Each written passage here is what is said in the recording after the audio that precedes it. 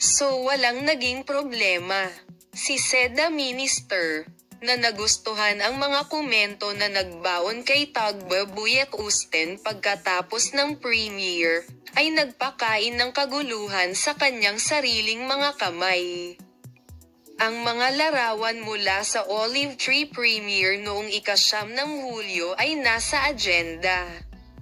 Tila magtatapos ang insidente sa post ni Seda Bacan at Tagba Buyek Usten na, "Walang problema.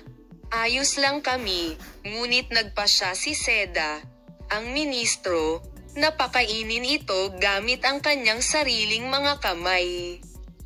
Tulad ng alam mo, ang second season ng pinakahihintay na serye sa TV na Olive Tree ay nai-broadcast kamakailan. Ang serye ay nagustuhan, ngunit lahat ay nanood nito ng may labis na kasiyahan. Ang bastos at nakakasuklam na mga saloobin ni Tuba Buyek Usten ay naging sanhi ng paglaki ng issue.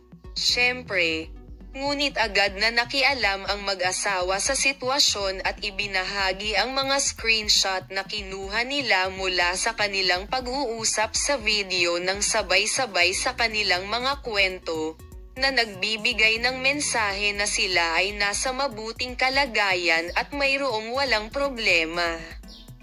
Ang mga napakagandang post na ito ay hindi ipinasa sa sinuman.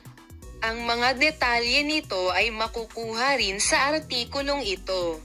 Ang mga taong Turko na nasa ilalim ng larawan at kinuha ito mula sa ibaba upang hindi lumaki ang sitwasyon, napansin na kahit napakainin mo sila, hindi ka namin papakainin, at ang katotohanan na nagustuhan nila ang komento ni Asko ay nagpasabi sa kanila, "Ano ginagawa ba natin ngayon?